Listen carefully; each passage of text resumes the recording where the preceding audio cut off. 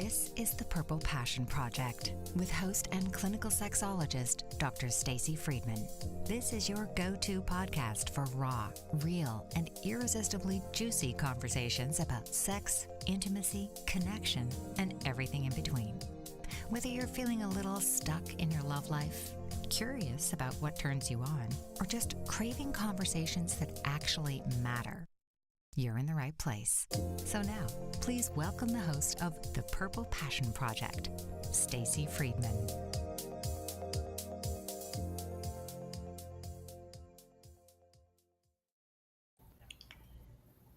Hello. What do you get when you mix purple, passion, and permission to be your true self?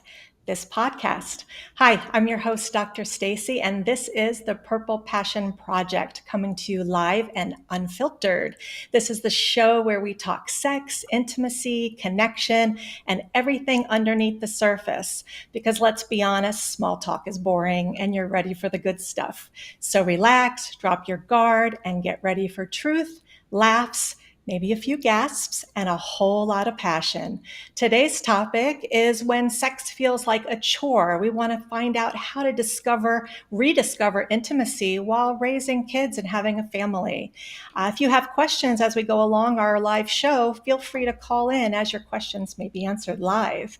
I wanted to introduce my guest today. Today, I'm joined by someone who helps couples navigate the beautiful chaos of love, connection, intimacy, my good friend and colleague, Susan Block. Susan is an LMFT, a licensed marriage and family therapist, and she owns Coral Springs Counseling Center. She supports people in building stronger, more connected relationships, even when life gets hectic. She's insightful, down to earth, keeps it real. Susan, welcome to the Purple Passion Project, and thanks for being my first guest. I am honored to be here today with you, my friend and colleague. Thanks for having me. Thank you. Thank you. At the end of the show, we're going to find out how everyone can find you. But for now, I want to get right into some of the good, juicy questions that everyone wants to know about. And we want to find out the main idea of our, of our show is how to reconnect when you have kids, when you have a family, and why does intimacy sometimes feel like a chore or just another item on the to-do list? So when you see couples and they're trying to figure out how to get things back together when they've been in a relationship and they have kids and family, what do you see are some of the biggest intimacy roadblocks that some of the couples have? Yeah, what a great topic we're doing because I cannot tell you the countless people who are seeking counseling because of this reason. So, one of the biggest roadblocks is that emotional disconnection that can occur in relationships when life starts to get busy. You're, doing the parenting thing, the career, all the responsibilities, and just that relationship goes on the back burner and you have that emotional disconnection. Also, it's that lack of intentional time together. You might be spending a lot of time, taking the kids to soccer practice or school functions, but they really stop prioritizing their one-on-one connection. So it's just that lack of intentional relationship time together. And then with that, lastly, comes the resentment over time that starts to build slowly. And it can be years of resentment that just builds over time. And so when couples don't feel supported from one another over time, they just start to resent one another. I see that a lot, lots of resentment. And I like the way you said to have things intentional, to do things that are intentional. Sometimes when you're just going out to soccer practices, those are things that you kind of have to do, and you're not focusing on making a point to say, what can we do that is specifically intentional and help building the relationship and help building that intimacy. So I really like how you use that word intentional. So many times in my practice, I have people coming in and one of the main issues that they say is that sex feels like a job and feels like a chore.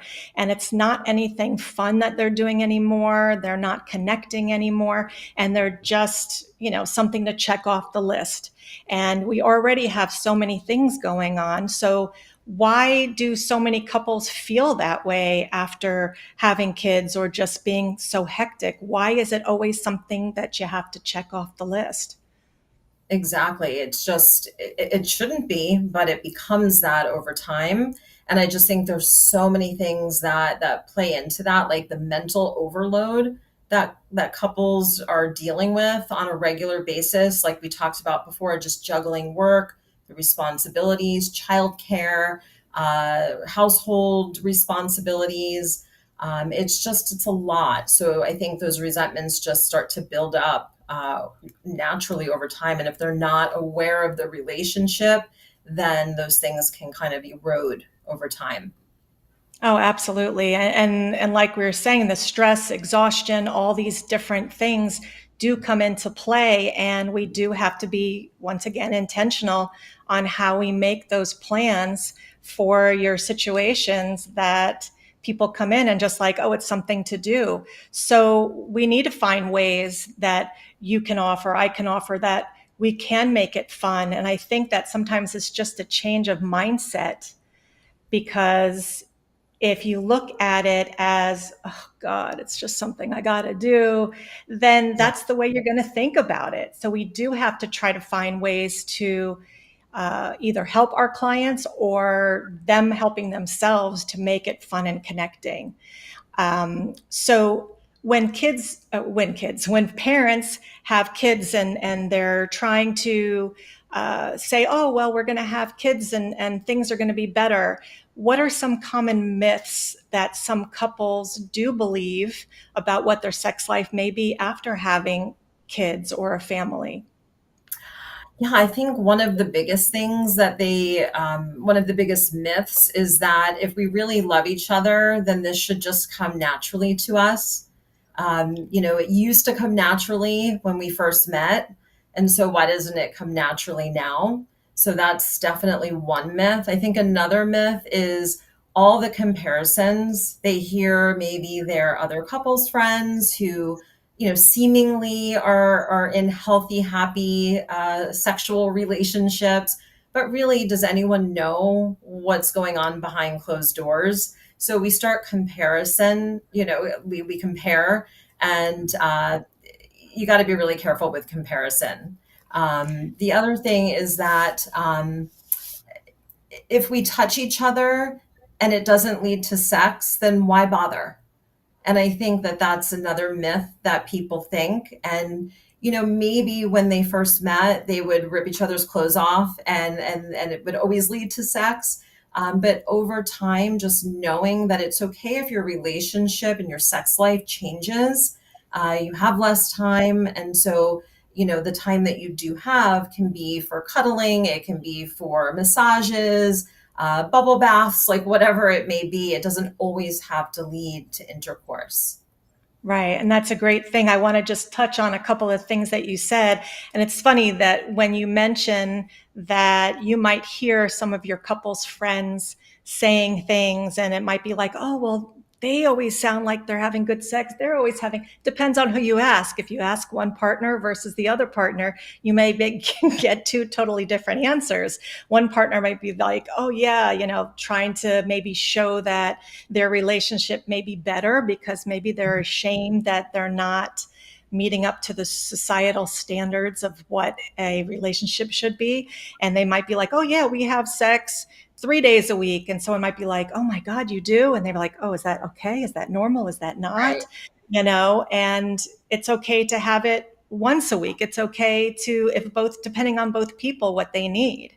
And yeah, and I think that what you said about making it where it's not always about sex, that's also extremely important, because we do stop touching. And I know that I see a lot of people that once they realize that every time that they touch, it has to turn into something, they almost get like a touch aversion, where Yeah. you go to touch them and then they like back off, like, no, nope, I'm not going to do this because it's going to lead to something. And so, Well, yeah, and I yeah, was going to add to that. I see that so often with the couples that I work with, where and you said it perfectly. It's like one partner might not want to touch, they might want to hug, and they might want to cuddle, but they're afraid that might lead into intercourse, so then they back off, they don't do it, and then the other person feels a sense of rejection. So it becomes almost like a vicious cycle within itself.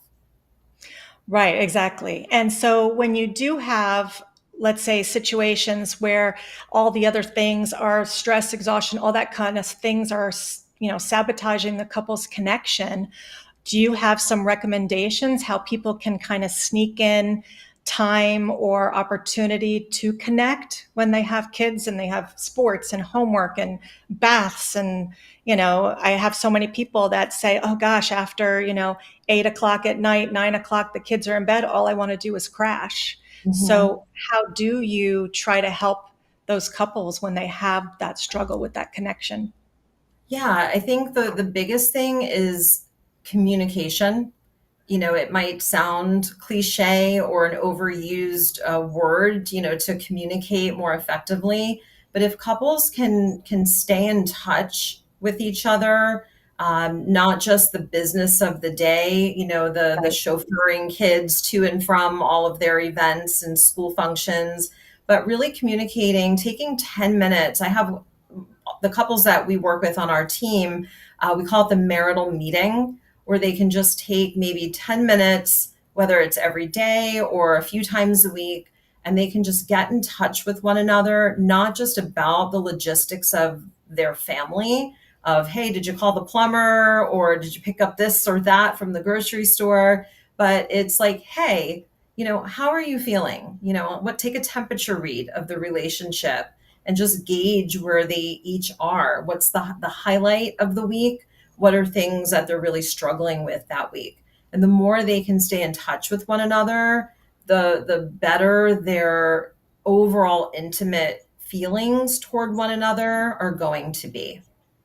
Yeah, that's a great tip because so many times when I find that people go out, they're like, oh, yeah, we go out on date nights.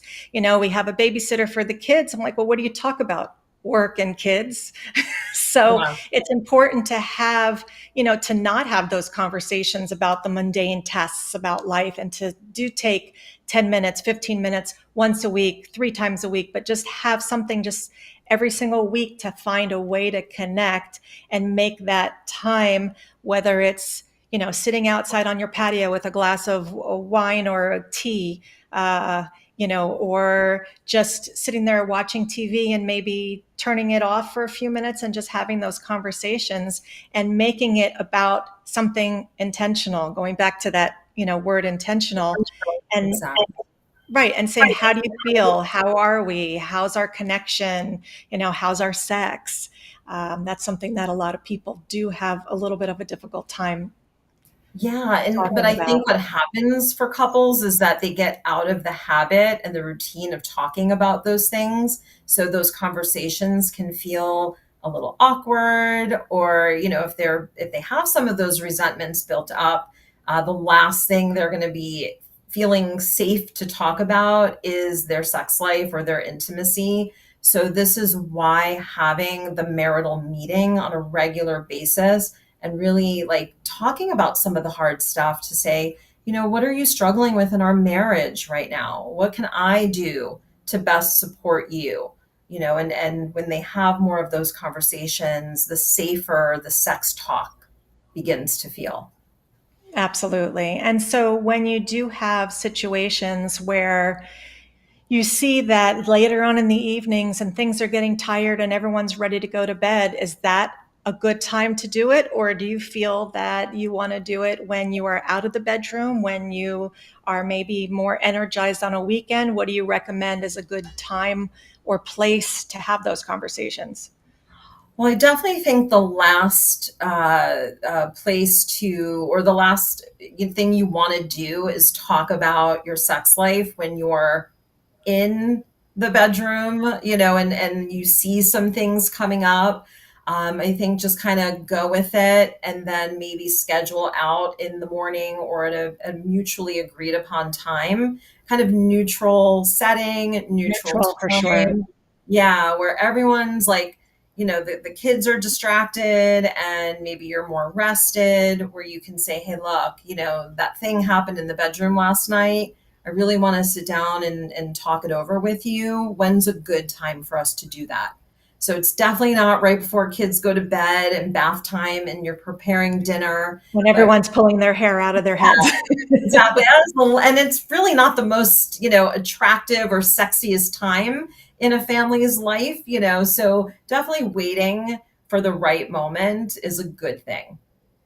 Well, that sounds great. And I know the next, after our commercial break, we do want to talk about a little bit more about how communication could be more of the foreplay, because getting couples talking again about the good stuff is going to be more important to be able to discuss the intimacy and the sex, and getting away from all of the everyday mundane tasks to reconnect, because I know that you lose a lot of that when you are stuck in taking the kids here, taking the kids there, doing this, doing that. So on the next break, after we come back from our commercial break, we'll be gone for about 2 minutes. So make sure you stick around and we'll talk a little bit more about communication and how we can get that going back again.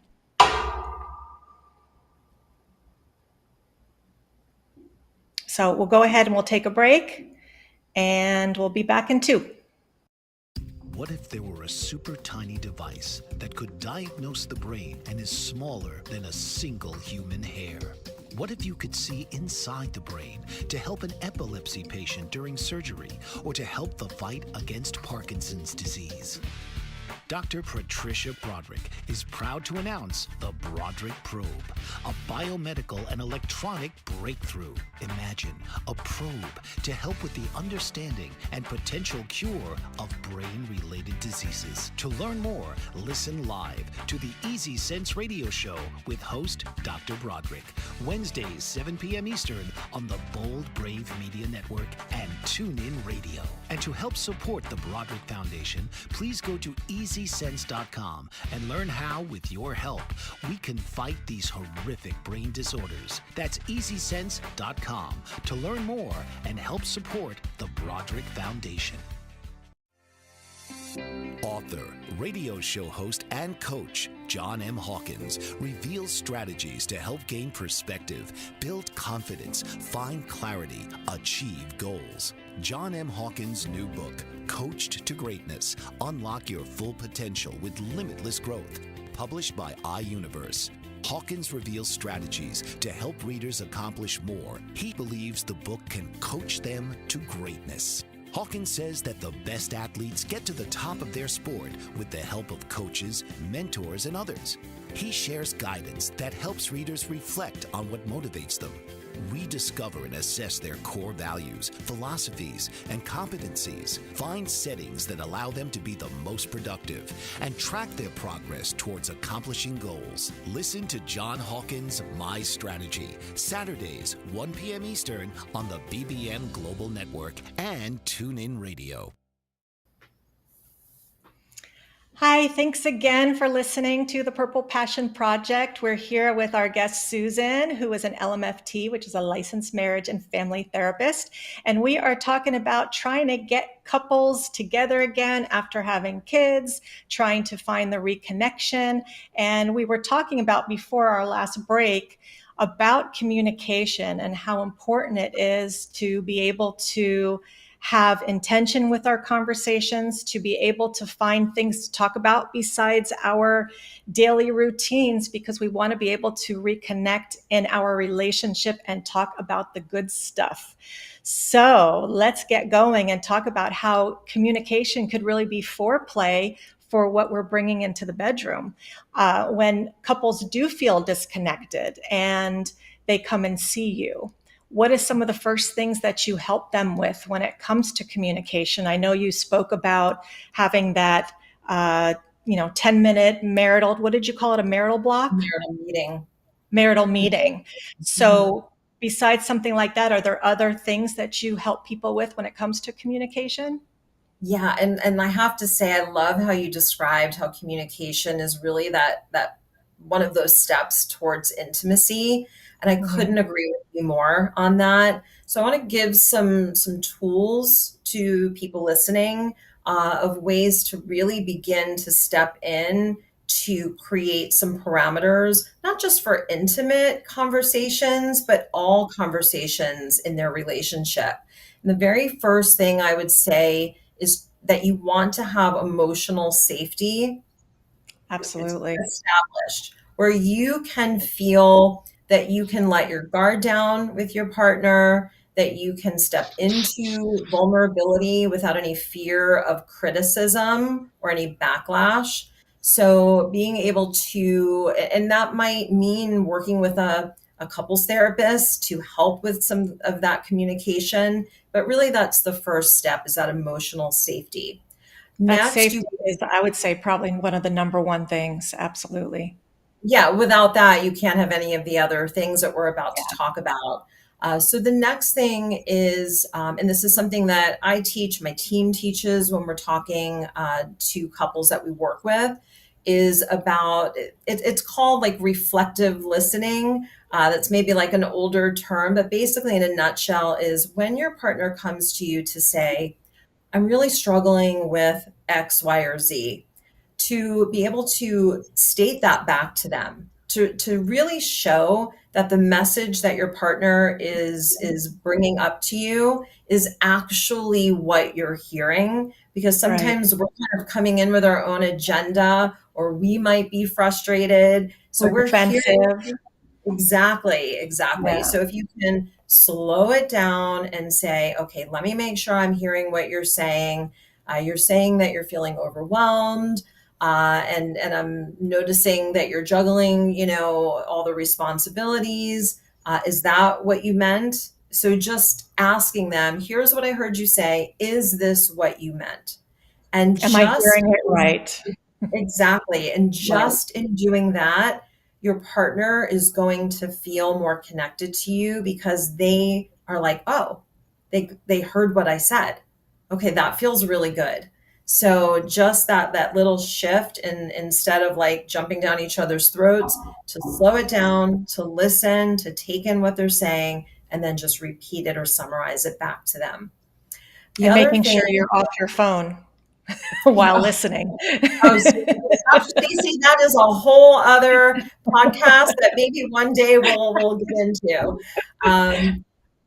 So another thing that we want to do is help, like, instead of getting into like criticism, like, oh, why does everything always have to turn into an argument, or why does everything have to become sexual? If I go in to hug you, why do you always have to think it's going to lead to intercourse? Instead of those forms of criticism, what we really want to do is just state how we, like, a deeper emotion about it, like, I really enjoy cuddling with you on the couch, or I enjoy, hugging you, or I love when, like, we touch, like, through massage. But it's frustrating sometimes when it tends to lead to intimacy all the time. And I would really You're love for starting us, with a positive. yeah, like, I like this thing that we're doing. I just don't want it to always lead into, the other. Right, right. And that's very important because I know, like we just talked about earlier in the podcast, is that so many times people wind up having this, reflex of keep away Mhm. from me because, and it's not, so many times it's not that the person doesn't want to be touched or the person doesn't want to be, kissed or played around with. It's just that they're not ready for the intimacy, and people are taking things sometimes too seriously when, okay, well, you go give a hug. Well, it has to turn into this. Well, that's why so many times the person backs up, because they don't want it at that moment, but yet they still want that intimacy and connection. So, Exactly. so those are, yeah, those are definitely some great things to work on and to help with that communication. Did you have any other ones, or Yeah, I was would that? think those are just kind of the starters for them. No, that's awesome. That's awesome. So, and also we were talking about, just having conversations about things in general. When we Mhm. talk about sex and desire with our partners, I know in my practice, so many people are afraid to talk about sex and intimacy because it'll turn into a fight, or maybe they're just not used to talking about it with their partner. So it feels awkward to say what I like, what I don't like.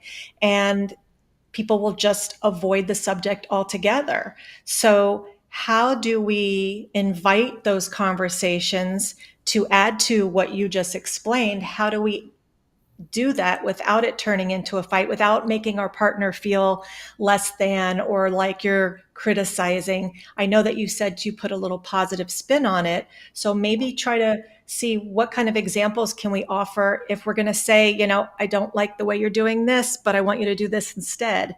How do we get into the bedroom and Yeah. have those conversations? Well, I think if we can just address the elephant in the room, that it is awkward. That if you, as a couple, if they have been out of the habit of talking about sex or any form of intimacy, it is going to feel awkward. So, this is kind of like working out a muscle that you haven't worked out in a long time. So, you go to the gym and you start lifting weights. You don't just do it once and then expect to look different or feel Good different. way to put it. Yep. Yeah, you have to keep working out that muscle, and it is going to feel a little painful, a little uncomfortable, a little awkward. And if you can just say to your partner like, okay, well, this feels really awkward, or what I'm about to ask Make you. light of it. Yeah, just if you could call attention to it, then it just very naturally just kind of makes it not seem so challenging.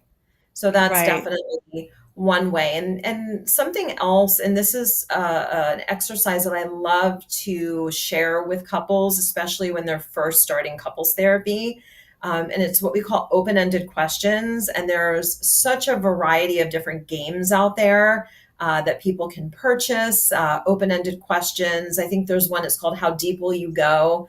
You You could can even Google Google. search questions for your relationship too. Yeah, and so it's about getting curious, but when you don't know what to ask, why not? Technology has such a negative connotation in life and in relationships. And it can be, sometimes it can be the mistress in a relationship if, people are really struggling with intimacy or, other issues. But why not use technology for the good? Why not, ask Google, what are 10 open-ended questions to start engaging in intimate or sexual conversations with my longtime partner? And you might need to tweak the wording around it. ChatGPT is a really great tool as well. You can plug all of that in. And then creating the ritual, I think you were talking about it a little bit ago, where you create a ritual of sitting out on the patio after the kids are in bed, pouring a coffee, a tea, a wine, whatever it is, that you prefer, and making it, every Tuesday night where we're going to sit out, we're going to just check in with each other. Here's our marital meeting. Let's throw in an open-ended question about our sex life. And it And doesn't so, have to be long. I mean, it could be 15 minutes. So many times people are like, oh, well, we have no time. I'm like, well, if you have 15 minutes to play on your phone, you have 15 minutes to sit outside with your partner. If you have 15 minutes to watch TV, you have 15 minutes to talk with your partner. And mhm, so I think that giving yourself that space is so important. And I, absolutely. yeah, absolutely. And one of the things that you were saying about, you know, asking different questions, kind of getting involved in that. I know that one of the models that we use in the sex coaching realm is a plicit model, and the P means permission. And that's one of the things that whenever I work with a couple, it's one of the first things I tell them. I give them an idea of how it all works. And I say, P is for permission. Not only permission for this to be a safe space for you to talk with me and open up, but permission for each of them to be able to open up and not come back after the session and be like, what did you tell her? I can't believe you said that. Why did you say that about me? And going back and forth and not allowing each other to open up because I said you're here for one reason, to improve your relationship and make things better. So when you're home, you want to also give your partner that permission to be able to say, this is something that I feel we could work on, and not be offended, not take it to heart, just be like, oh, well, my partner's comfortable enough or safe enough, as you express, that safety is important, to share something that can really enhance or improve our relationship. So I think Yeah. that's really important. And one of the exercises that I think could be really fun for couples, this kind of goes into, the next question I think that we were going to get into, which is, just some exercises or fun games. And there's one that you can call like yes, no, maybe. And this is like literally taking just a list of different sexual experiences, sexual acts, and each partner just, privately just puts a little, a Y, an N, or an M, yes, no, maybe. And they, do it separately, and then they come back and share their responses. Again, this has to be after the safety has been set up between them. They feel they can be vulnerable. They've started to step into You some would do conversation. what? And right, exactly. And you might be surprised to know, like, if it's not forced, you're not doing this exercise so that tomorrow you have to step into all of these. So You said yes. right, we didn't have a date or a time set for this.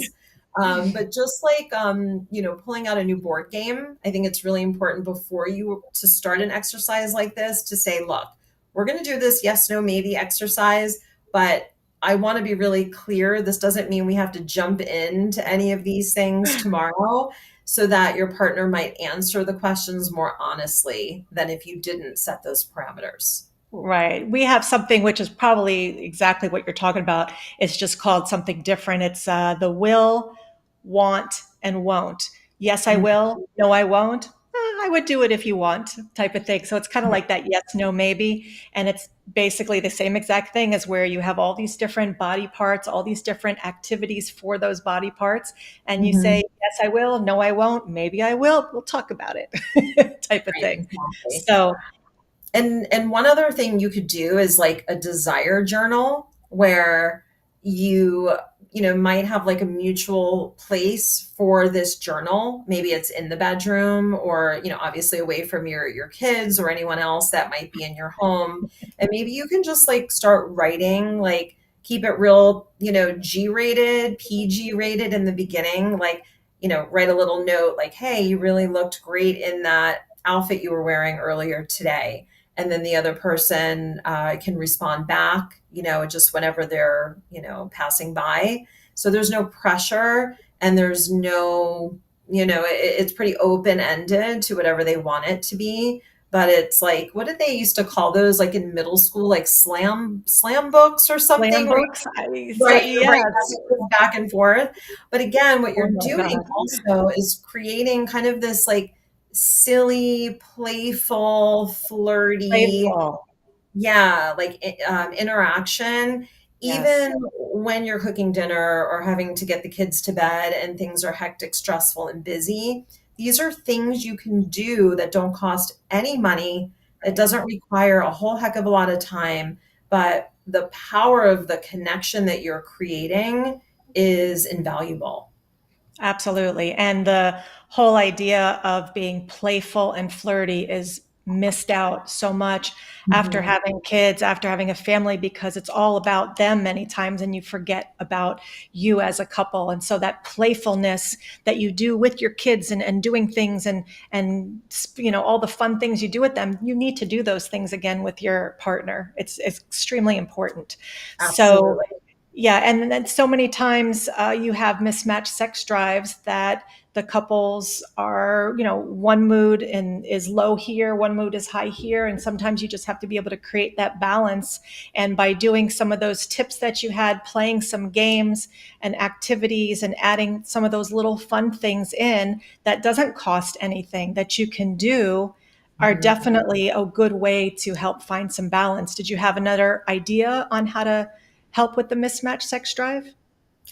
Yeah, well, mismatched sex drives, I know we're kind of getting into, that topic, which is such an important conversation. I'm so glad we're talking about this evening and on this podcast.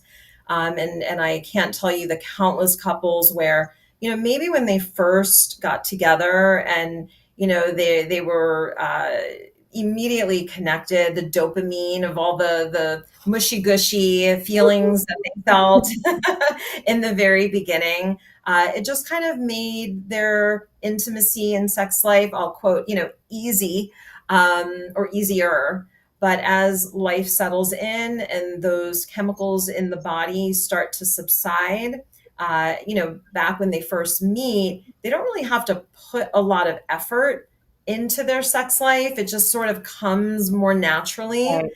But as time goes on and, people settle into becoming parents, they're getting a little bit older. Maybe they've had some medical issues come up along the way. Their desires might change. So I think the first thing I would recommend is the acknowledgement that your desire for intimacy is going to change. Okay, even if you have a Absolutely. high sex drive, how that might look and the things that It's bring going you to ebb pleasure. and flow throughout the whole relationship. Absolutely. So I think just for both people to know that it's okay that things change. And if they're putting in those, rituals of connection and those communication and minimizing their resentments, all of those things are really beneficial so that when they hit a stumbling block in the bedroom, that they have safety to be able to talk about these things. The other thing I would suggest is redefining what intimacy means to each person. And I don't Absolutely. think that gets talked about enough between couples, is really like sitting down and having a conversation like, what do you define as intimacy? And cross check that with your partner. Maybe there are some things that overlap that they could then start to step into safely for one another without the fear of the other person wanting too much, or the feelings of rejection, where when that one partner has a low libido, low sex drive, that in some way that's not making their partner feel rejected, that it's not really about them all the time. Right, exactly. And I think that's very important because I also ask that question is, what do you and what do you feel that intimacy is? And I think that's really important. So those are some great suggestions. And we're going to be taking another break, quick little 2-minute break for a word from our sponsors. And when we come back, we're going to try to figure out how to get out of that roommate rut to be able to get a little bit more romance. So we'll see you in 2. Did you know that your beliefs create your entire reality? But it's the subconscious beliefs that do most of the creating. Belief shifter and life coach Shiraz can help you identify those limiting beliefs and eliminate them, often in a single session. Like it was almost instant, like I had relief right away. Creating better health, relationships, careers, and finances. Let Shiraz help you step out of safety and into awareness. Definitely something's happening. It's like a flow inside. It feels good. Whether in person or online, Shiraz provides personal coaching, belief shifting. Visit Shiraz at energeticmagic.com or call 416-529-7429.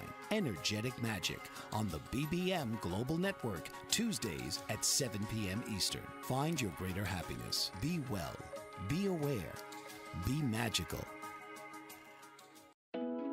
Are you struggling to care for elderly parents or a spouse? Do you wonder if being a caregiver is making you sick? Are you worried about taking time off work to care for elderly parents and balance work, life, and caregiving? Has caregiving become exhausting and emotionally draining? Are you an aging adult who wants to remain independent, but you're not sure how? I'm Pamela D. Wilson. Join me for the Caring Generation radio show for caregivers and aging adults, Wednesday evenings, 6 Pacific, 7 Mountain, 8 Central, and 9 Eastern, where I answer these questions and share tips for managing stress, family relationships, health, well-being, and more. Podcasts and transcripts of the Caring Generation are on my website, PamelaDWilson.com, plus my caregiving library, online caregiver support programs, and programs for corporations interested in supporting working caregivers. Help, hope, and support for caregivers is here on the Caring Generation and PamelaDWilson.com.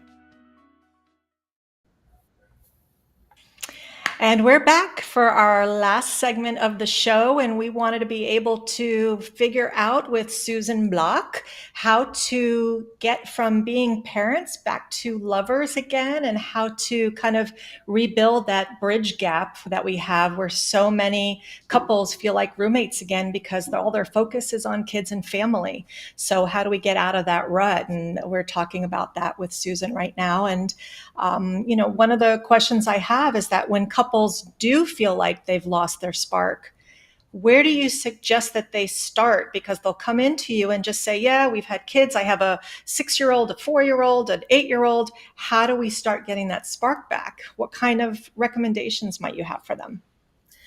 Yeah, I think that, couples so often will say, we love each other, but we've just lost that spark.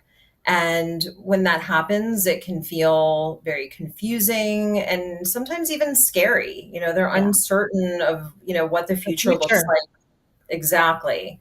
So I think, again, it's about reframing this a little bit for couples. It's the spark isn't necessarily gone. It's just kind of buried under all the other stuff. And so under the stress, under the responsibilities, under, everything that they have going on, just knowing that what what the spark looked like before is not necessarily what it's going to look like. It's not the firework explosions that, you might have had. Maybe you can get some of that back. But again, it's just redefining what the spark actually means. So that would be exactly. Yeah. So what were you going to say? Yeah, no, I was going to say, because every phase of the relationship, especially in long-term relationships, are going to change. And so many times I'll hear people, they've been together 7 years, 8 years, 9 years, whatever it is. Well, gosh, when we first got together, those first couple of years, I'm like, no, it's not about those first couple of years. That is the lust phase. That's the passionate phase. Not that, like you said, not that you can't get that back, but you have to redefine it and understand that every 7-10 years, your relationship will change, especially when, at the beginning you didn't have kids. Then let's say you wind up having kids, and then the kids are in your face every single day and hanging on you. And then they wind up going away, and then you're alone with your partner. And then, and then they're coming back with their kids. It's your stages of your life change so much. So you have to redefine every section of your life, every phase of your life. Absolutely. And when you were talking about in the previous section, we were talking about intimacy and how to rethink intimacy and finding out what does each partner think intimacy is. So I think it's important to be able to have everybody understand that intimacy is not just this. There's so much more involved, and that you can still be able to have pleasure and connection. And so when you are talking to them about intimacy, how do you help them rethink what intimacy is? So again, I think the biggest thing is getting curious about your partner, getting curious about where your partner is sexually, what feels good, what isn't feeling good, what feels painful. Sometimes that, new medical things might pop up, maybe after having kids, or maybe partners going through a life change or a transition. Maybe they're extremely overwhelmed and stressed out, and they're just in survival mode. And so, you have to stay in touch with those conversations, because the body will react to those things. If you're stressed out at work and you're not sleeping well, the last thing you might want to do is to be touched in certain places. So just asking each other, getting curious, creating a very safe space for your partner so that you can be intimate, but it just might look different one month from another. Right. And I like the word curious. One of the things I always say is one of the important things about sex is curiosity. And it's not just about doing what you know and say, okay, let's just do lips, nips below the hips. It's not all about that. It is about curiosity. What is my partner like? What is something new they might want? Because what you knew from your partner before kids may be completely different after kids, maybe different 7 years from then. Your body changes, your needs changes, your want changes. And I think it's important also is that so many times we lose, like we said, the playfulness, the flirtiness, all these things in the relationship. And even though you have kids around, you still have to find little ways to build on that and still find ways to look at each other and laugh and be like, okay, it's okay to be flirty and it doesn't turn into sex or things Yeah. like that. So do you have any suggestions for that? So another thing that I love to suggest to couples, especially ones with young kids, so often and I know we keep referring to this, like, the business of the day and running the house and all the responsibilities, but that's what's going on in couples' lives for so many years. And so one of the things that when you're in that period of life where life just doesn't feel like it's your own at the moment, sensuality and feeling sexy yourself is really important. And when you were, pre-kids, pre all the responsibilities, you could slip on a great outfit and go out clubbing or dancing or to a nice dinner and you just automatically feel it. But when You you're can make up your hair. Yeah, but when you don't have that ability to do that because you're knee deep in cleaning the playroom 50 times in a day, you just don't feel attractive. You don't feel like you Right. want anyone touching you, or you feel gross. So what I recommend is, after having some of the conversations about intimacy with your partner, maybe having it a little scheduled, not all the time, but there is something to scheduling, Yes. intimacy some of the time. So if okay, on Saturday night, is when we talked about that's like our date night or, night we're going to be playful. Maybe on Friday, you shave your legs. Maybe on Friday, you go and, do a little manscaping, or you take a bubble bath that morning. So it's like this kind of buildup that you're doing individually. It doesn't have anything to do with your partner, but it's things that you can do to make For yourself. yourself feel sexy, feel pretty, feel desirable, so that when you are Absolutely. ready to jump in the sack with one another, you're like kind of building all of that up. Put on like your favorite music and whether it's something sexy or just your favorite song. And as you're kind of going about your day, you're building up that mood. And That I is, have, yeah, go ahead. yeah, I was going to say that's a great tip. And I think that every busy couple that is dealing with kids or just even life in general, that is a great prescription for intimacy, to focus on yourself, to make yourself feel beautiful, sexy, handsome, godlike. So that way it definitely helps you in the bedroom. So I wanted to just say thank you so much for being on the show. I want people to be able to see where they can find you if they need any support outside of their relationship. And so feel free to give us a little idea of where you are. It's everything that you share is also going to be on the bio as well underneath. So give us a little background as to how we could find you.